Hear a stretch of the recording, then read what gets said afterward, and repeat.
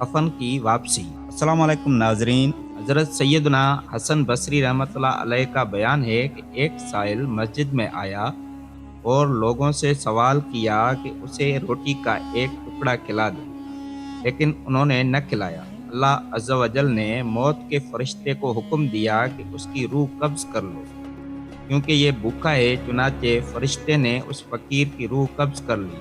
जब मुअज्जिन मस्जिद में आया तो उस फ़कीर को मुर्दा हालत में पाया। उसने लोगों को खबर दी और लोगों ने चंदा करके उसकी तदफीन का इंतज़ाम किया। मुअज्जिन तदफीन के बाद मस्जिद में आया तो उसने देखा कि फ़कीर को दिया गया कफ़न मेहराब में मौजूद है और उस पे लिखा हुआ है कि ये कफ़न तुम लोगों को वापस किया जाता है। तुम लोग बहुत बुरी कौम हो। एक फ़कीर ने तुमसे खाना मांगा, तुम लोगों ने न खिलाया, यहाँ तक कि वो भूखा मर गया। जो शख्स हमारे अहबाब में शामिल हो, हम उसे गैरों के हवाले नहीं किया करते। अगर आपको हमारी वीडियो पसंद आई हो तो लाइक सब्सक्राइब ज़रूर करें, अपने दोस्तों और अहबाबों के साथ ज़रूर शेयर करें। शुक्रिया।